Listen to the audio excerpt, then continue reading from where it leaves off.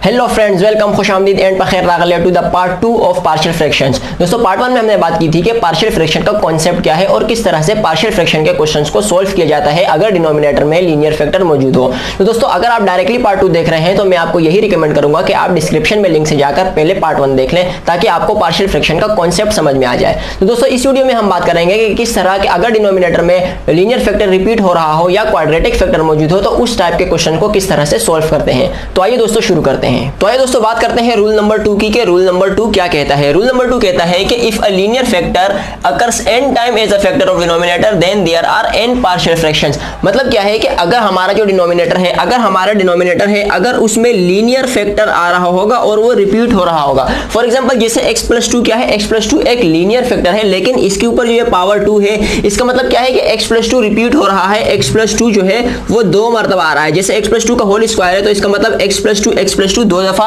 लिखा हुआ होगा। मतलब सेम फैक्टर, अगर लीनियर फैक्टर सेम फैक्टर हो और वो रिपीट हो रहा होगा तो उसके जो पार्शियल फ्रैक्शंस होंगे वो होंगे a अपॉन फर्स्ट वो जो फैक्टर होगा a upon factor plus b upon उसी फैक्टर का स्क्वायर। मतलब क्या है कि अगर यहां पर पावर 3 होती तो यहां पर c अपॉन इसी फैक्टर की पावर 3 करके ये इसी फैक्टर को हम बना सकते थे। मतलब क्या है कि हमारे पास जो क्वेश्चन गिवन होगा अगर उसके डिनोमिनेटर में लीनियर फैक्टर होगा और वो रिपीट हो रहा होगा तो जितने टाइम्स वो रिपीट हो रहा होगा उसके पार्शियल फ्रैक्शंस उतने ही होंगे और उसकी पावर वन टाइम इंक्रीज हो रही होगी। तो दोस्तों इससे रिलेटेड एक क्वेश्चन करेंगे ताकि हमें रूल नंबर 2 भी बहुत अच्छे से समझ में आ जाए।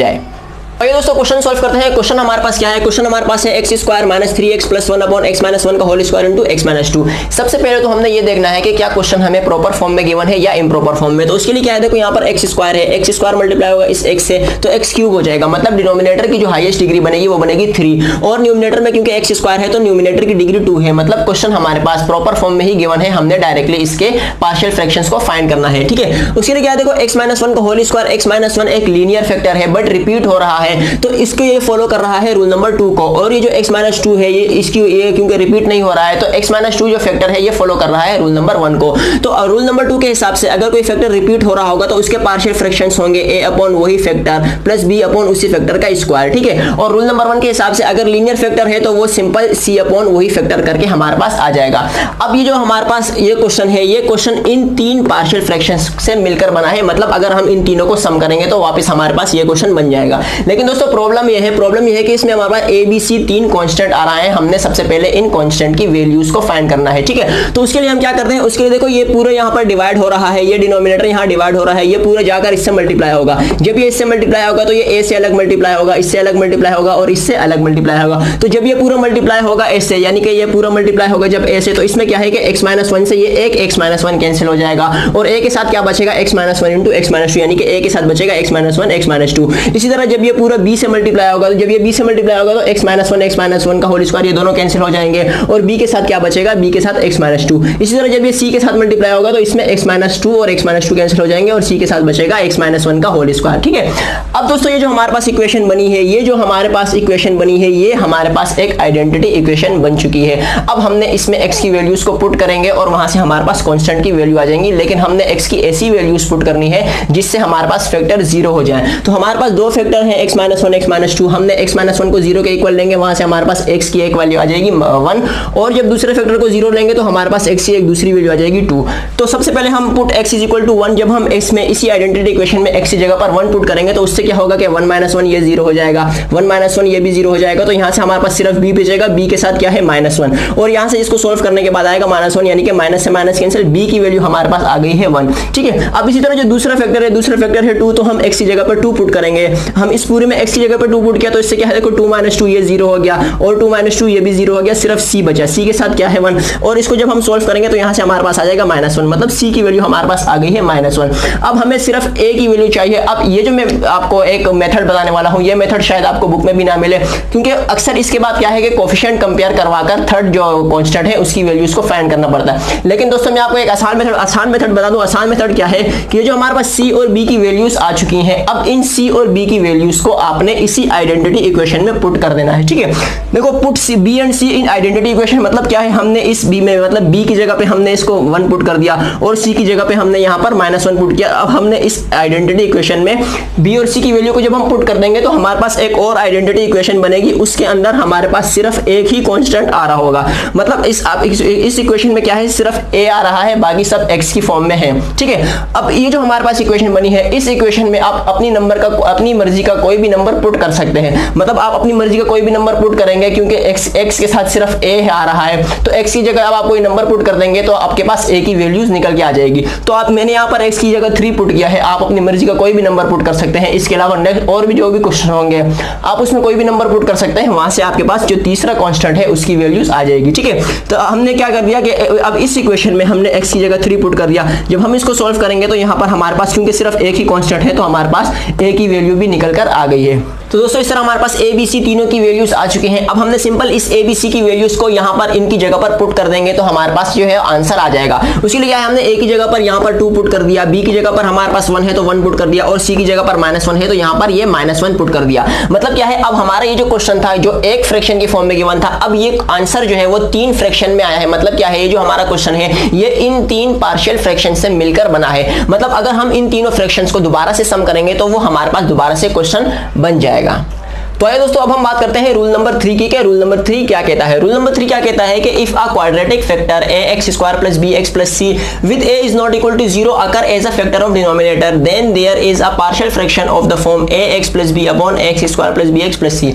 इसका मतलब क्या है? इसका मतलब यह है कि अगर अब हमारे पास डिनोमिनेटर में क्वाड्रेटिक फैक्टर आ रहा होगा तो उसके जो पार्शियल फ्रैक्शन होंगे वो होंगे ax + b upon quadratic factor. For example हमारे पास एक क्वेश्चन है x² अपॉन x² + 3। अब ये जो हमारे पास डिनोमिनेटर है, अब डिनोमिनेटर में हमारे पास क्या है कि एक क्वाड्रेटिक फैक्टर आ रहा है, मतलब x की जो हाईएस्ट पावर है वो 2 आ रही है। ठीक है, अब ये क्वाड्रेटिक फैक्टर है, अब हम इसको लीनियर फैक्टर में चेंज भी नहीं कर सकते। तो ऐसा फैक्टर अगर डिनोमिनेटर में क्वाड्रेटिक फैक्टर आ रहा होगा तो उसके जो पार्शियल फ्रैक्शंस होंगे वो होंगे ax + b अपॉन वही क्वाड्रेटिक फैक्टर यानी कि x² + 3। ठीक है, अगर हमारे पास क्वाड्रेटिक फैक्टर आ रहा होगा तो उसके जो पार्शियल फ्रैक्शन होंगे वो इस तरह की फॉर्म में होंगे। अभी हम इससे रिलेटेड एक क्वेश्चन करेंगे ताकि हमें रूल नंबर 3 भी अच्छे से समझ में आ। तो ये दोस्तों रूल नंबर 3 से रिलेटेड एक क्वेश्चन सॉल्व करते हैं। क्वेश्चन हमारे पास क्या है, 3x - 11 upon x + 3 into x² + 1। मतलब क्या है, हमने सबसे पहले तो ये चेक करना है कि क्वेश्चन प्रॉपर फॉर्म में है या इम्प्रॉपर फॉर्म में। तो उसके लिए क्या है, देखो यहाँ x² है, ये मल्टीप्लाई होगा x से, यानी कि डिनोमिनेटर की हाईएस्ट डिग्री बन जाएगी 3 और न्यूमरेटर में जो हाईएस्ट डिग्री है वो है 1। मतलब क्वेश्चन हमारे पास प्रॉपर फॉर्म में, हमने सिर्फ इसके पार्शियल फ्रैक्शंस फाइंड करने हैं। ठीक है, तो उसके लिए क्या है, देखो x² + 1 एक क्वाड्रेटिक फैक्टर है, x + 3 एक लीनियर फैक्टर है। तो according to the rule number 3 के अगर डिनोमिनेटर में क्वाड्रेटिक फैक्टर आ रहा होगा तो उसके जो पार्शियल फ्रैक्शन होंगे वो होंगे ax + b अपॉन वो फैक्टर, प्लस अगर रूल नंबर 1 के हिसाब से अगर लीनियर फैक्टर आ रहा होगा तो उसके जो पार्शियल फ्रैक्शन होंगे वो होंगे c अपॉन वो फैक्टर। ठीक है, इसका मतलब हमने इस पूरे क्वेश्चन को हमने इन 2 पार्शियल फ्रैक्शंस में ब्रेक कर दिया है। अब हमने सिर्फ a, b और c की वैल्यूज को फाइंड करना है। ठीक है, उसके लिए क्या है, देखो ये x + 3 ये पूरा यहाँ पर डिवाइड हो रहा है, यहाँ पर जाकर मल्टीप्लाई होगा तो इससे अलग मल्टीप्लाई होगा, इससे अलग मल्टीप्लाई होगा। तो जब ये पूरा इससे मल्टीप्लाई होगा, यहाँ पर देखो जैसे ये पूरा इससे मल्टीप्लाई होगा तो इससे देखो x² + 1 कैंसिल हो जाएगा, ax + b के साथ क्या बचेगा, x + 3, यानी कि ax + b के साथ क्या बचेगा, x + 3। इस तरह जब ये इसके साथ मल्टीप्लाई होगा तो x + 3 से x + 3 कैंसिल हो जाएगा और यहाँ पर c के साथ क्या बचेगा, x² + 1। ठीक है दोस्तों, अब हमारे पास ये क्या है, एक आइडेंटिटी इक्वेशन तो बन गई है, लेकिन हम इसको दूसरे मेथड से सॉल्व करेंगे, कोएफिशिएंट कंपेयर मेथड से। ठीक है, उसके लिए क्या है, देखो हमने इसको मल्टीप्लाई किया, ax से मल्टीप्लाई होगा ax², b मल्टीप्लाई होगा x से bx, फिर इस तरह ax मल्टीप्लाई होगा 3ax, तो b इससे मल्टीप्लाई होगा 3b और इस तरह cx² c। ठीक है, अब हमारे पास देखो इसमें क्या है कि x² भी आ रहा है, x भी आ रहा है, कांस्टेंट भी आ रहा है। तो हम क्या करते हैं, हम इसको सिंपलीफाई करके लिख लेते हैं। मतलब x² और x² को सेम एक साथ लिख लिया, फिर इस तरह x और x को सेम लिख लिया और कांस्टेंट को हमने अलग लिख लिया। ठीक है, अब देखो यहाँ पर क्या है, x² कॉमन है, यहाँ से x² कॉमन लेंगे तो अंदर बचेगा a + c, इसी तरह यहाँ से x कॉमन लेंगे तो अंदर बचेगा b + 3 है, इस तरह, और ये कांस्टेंट। ठीक है, अब हमारे पास ये जो इक्वेशन बन गई है, देखो ये हमारे पास एक आइडेंटिटी इक्वेशन ही है। आइडेंटिटी इक्वेशन का मतलब ये होता है कि इसकी जो लेफ्ट हैंड साइड है वो बराबर होती है राइट हैंड साइड के। मतलब क्या है कि देखो यहाँ पर जो x के साथ कोफिशिएंट है, यहाँ पर x के साथ क्या है b+3 है, यानी कि इज इक्वल के उस तरफ जो भी x के साथ होगा ये बराबर होगा उस नंबर के। इस तरह x स्क्वायर के साथ यहाँ पर a+c है, इसका मतलब इज इक्वल टू के उस तरफ जो x स्क्वायर है वो इसके कोफिशिएंट आपस में बराबर होंगे, ठीक है। तो अब देखो यहाँ पर क्या है x स्क्वायर, क्योंकि यहाँ पर है ही नहीं, इसका मतलब क्या है x स्क्वायर का जो कोफिशिएंट है वो 0 है, इसीलिए तो x स्क्वायर 0 से मल्टीप्लाई होकर नजर नहीं आ रहा, खत्म हो चुका है, ठीक है। तो यानी कि यहाँ पर x स्क्वायर कोफिशिएंट क्या है a+c बराबर होना चाहिए 0 के, ठीक है। और b+3 है, यहाँ पर क्या है 3 है, तो b+3 ये बराबर होना चाहिए 3 के। इस तरह 3b+c जो है ये कांस्टेंट है, ये कांस्टेंट बराबर होने चाहिए -11 के। इस तरह हमने क्या है कि हमने यहाँ पर 3 इक्वेशंस बना ली है। अब हमने इन तीनों इक्वेशंस को साइमल्टेनियसली सॉल्व करेंगे और वहां से हमारे पास a, b और c की वैल्यूज आ जाएंगी, ठीक है। दोस्तों अब हम तीनों इक्वेशंस को साइमल्टेनियसली सॉल्व करेंगे, मतलब इक्वेशन नंबर 2 को हमने मल्टीप्लाई किया 3 के साथ और इक्वेशन नंबर 3 को उसमें से सबट्रैक्ट करा दिया। इक्वेशन नंबर 3 क्या है कि 3b + c = -11 और इक्वेशन नंबर 2 क्या है कि इसको 3 से मल्टीप्लाई कराने के बाद 3b + 9a = 9। अब इनको माइनस कराएंगे तो -3b + 3b कैंसिल, यहाँ पर क्या बचेगा c - 9a = -20। ये हमारे पास इक्वेशन नंबर 4 बन चुकी है, ठीक है। अब हमने क्या करना है कि इक्वेशन नंबर 1 को सबट्रैक्ट करवाना है इक्वेशन नंबर 4 में से। तो इक्वेशन नंबर 4 क्या है c - 9a = -20 और इक्वेशन नंबर 1 क्या है a + c = 0, तो a + c = 0। यहाँ से माइनस कराएंगे तो c से c कैंसिल हो जाएगा और यहाँ पर हमारे पास क्या बचेगा -9a + a, ये हो जाएगा -10a = -20। तो ये माइनस से माइनस कैंसिल और 10 × 1 = 10, 10 × 2 = 20, तो a की वैल्यू हमारे पास आ गई है 2।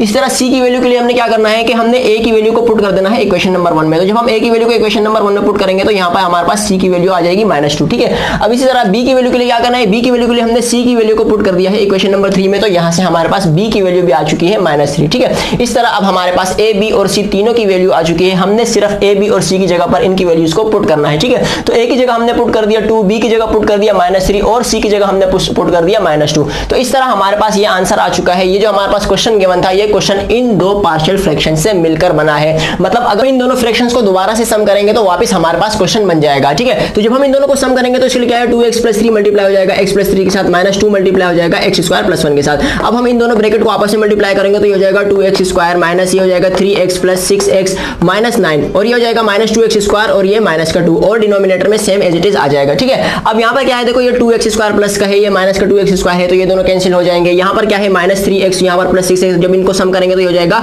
प्लस का 3x और ये -9 और -2 ये हो जाएगा -11 और डिनोमिनेटर में x² + 1 × x + 3। तो दोस्तों इस तरह आप देख सकते हैं कि इसको जब हम सम करेंगे तो वापस से हमारे पास क्वेश्चन बन जाएगा। इस तरह आप अपना आंसर भी चेक कर सकते हैं और इस तरह सवाल से क्वेश्चन से आंसर और आंसर से क्वेश्चन बना सकते हैं। तो यही मैथमेटिक्स का फन है दोस्तों, और इसीलिए मुझे भी मैथमेटिक्स से लव है। और अगर आपने चैनल को सब्सक्राइब कर दिया है तो आपको भी कुछ दिनों में मैथमेटिक्स से लव हो जाएगा। तो दोस्तों ये तो ही बात रूल नंबर 2 और 3 की। अब जो इसका रिमेनिंग रूल है रूल नंबर 4, उसके बारे में हम इसी वीडियो के नेक्स्ट पार्ट में आपके साथ डिस्कस करेंगे। तो दोस्तों अगर आपको ये वीडियो पसंद आई हो तो इसे लाइक करें और अपने स्कूल, कॉलेजेस, यूनिवर्सिटीज के फेसबुक और व्हाट्सएप ग्रुप में शेयर करें। इसके अलावा अगर आप बेसिक से लेकर हायर मैथमेटिक्स तक के कॉन्सेप्ट सीखना चाहते हैं या सीखने का शौक रखते हैं तो चैनल को सब्सक्राइब करके हमारी टीम का हिस्सा बनिए, क्योंकि हम आपके लिए इसी तरह एजुकेशनल और कॉन्सेप्चुअल वीडियोस लाते रहेंगे। Finally thanks for watching.